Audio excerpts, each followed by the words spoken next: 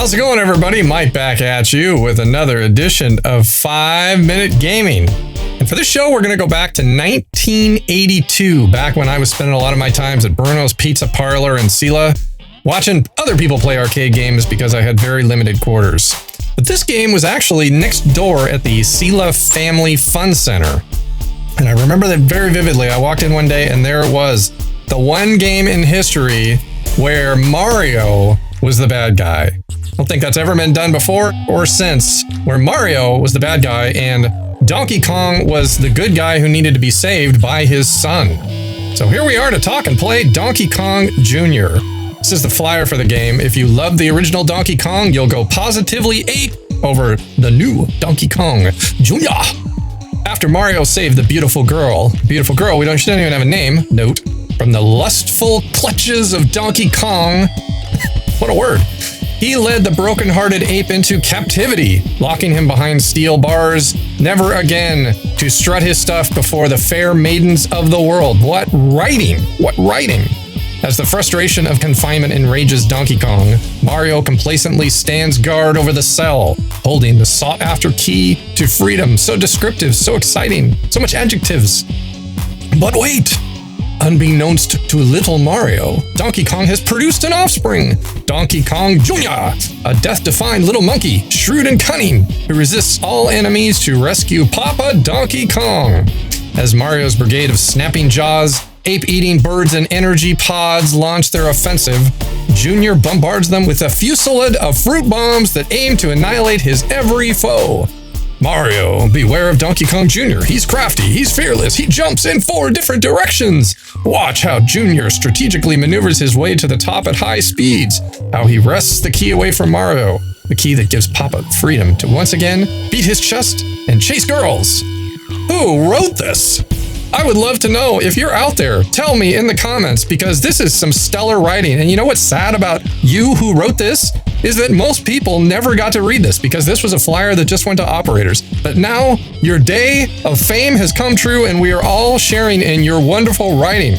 Donkey Kong Jr. offers the most exciting sound effects, visual imagery, and challenging playboards. Boy, what a bunch of paragraphs. That's why I had to take the time to read them. It was too good to not pass up. This is what the arcade game looked like, in case you remember back in the day. And this was the bezel. I used to stare at this a lot because I spent a lot of time just staring at these games, waiting for someone to come up and play because I was out of quarters. I always thought in the artwork, if you look at Donkey Kong and Donkey Kong Jr., it struck me the way their teeth were made. To me, instead of seeing teeth, I saw 5+ symbols.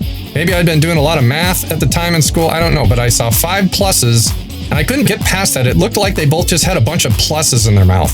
The things you think about when you stare at artwork for hours and hours on end. And with that, let's play some Donkey Kong Jr. Put my quarter in. Start my game.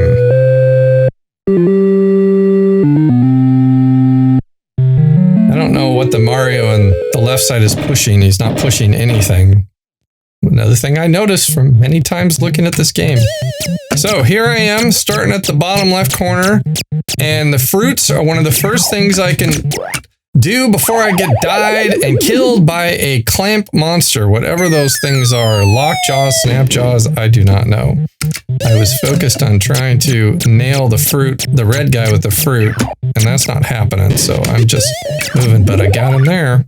And this is pretty much the standard approach to getting past this level that I have always done and watched others do too, is you just work your way over to the side and safely climb all the way up to the top, wait for your moment, and then that was not the moment, which is why I jumped back, and tricky jumping, and there we go.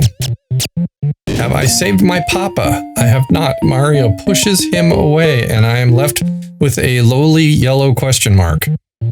All right, this level, I would always, my trick, and notice if you grab both at the same time, both chains, you can move up a lot faster, and it's about shoving all the keys up into the locks, and as those birds work their way down, it gets harder to navigate. I'm already in trouble. Harder to navigate where they're going to make their turn, like that. So I'm going to quickly work my way down. Now all that's left is hopefully not too bad of a time. Oh, that was close. I think I'm going to get these two.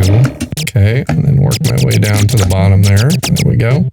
I have two left. Can I do it? Let that guy go by and just hurry my way up to the top. I can taste victory, and there it is. Yes! Yes! And look at that big smile on Donkey Kong Jr. There goes Mario. I remember the first time I watched with some kids that finally did it and he booted him. We were all laughing so hard as we're all standing around this arcade machine. I remember that as clear as day. Now I've seen it a billion times, so not quite as funny, but the first time you were not expecting that foot to come out and kick Mario like that. That was just new stuff we had never seen.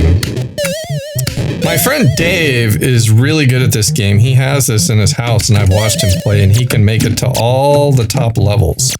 And the thing is, the blue guys go after you like crazy. It's the red guys that are a little more random. It's like the blue guys are Speedy, the red ghost, and Pac-Man, and the red guys are the other not quite as smart ghosts. Alright. This level is definitely going to be much tougher than before. So I am going to do my best to focus. I don't have to worry about running out of juniors. One thing I've done is I've enabled a cheat, which has allowed me to have infinite lives. Because I'm not trying to show you how great I am at this game, I'm just trying to show you the cool things you can see if you get far enough.